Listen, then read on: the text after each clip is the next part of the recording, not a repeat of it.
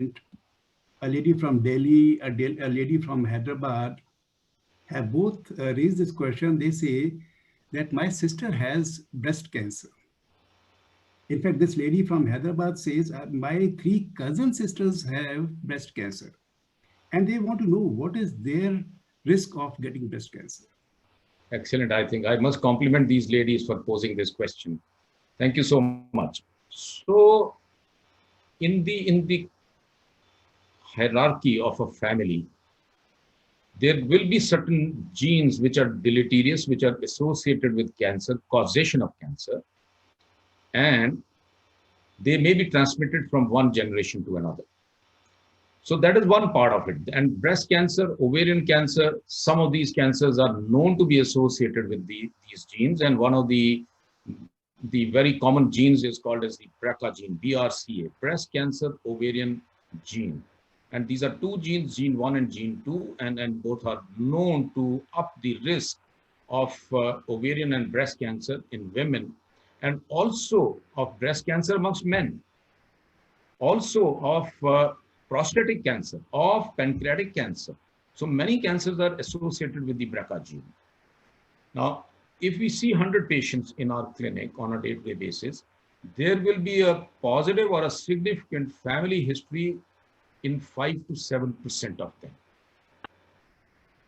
And that's a high number. And therefore, mapping the family history becomes important in the clinic, even in a cancer clinic. So one is the genes which are transmitted from family to in the families. And the second, cancers are called as family clusterings. That multiple members, they may not be having the deleterious gene, but since they share the same genetic makeup, they share the same environmental makeup, they share the same dietary makeup, so they are more prone to certain types of cancers. So in short, some genes which run in families cause cancers, and some cancers are caused. Why? Because those individuals are sharing the same genetic makeup and the same environmental influence. So it's important for these women who have posed these questions. So BRCA gene would become important based on their family history, their own age, their own personal history.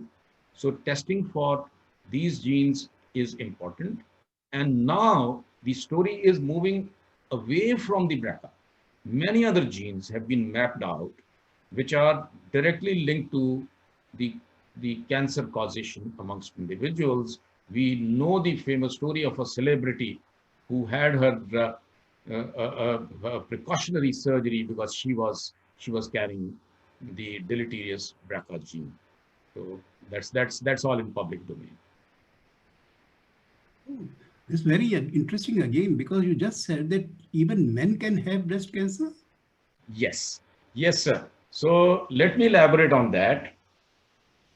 For every 100 patients of breast cancer we see, one would be a male, one would be a man. So 1%. So it's a myth that men don't get breast cancer.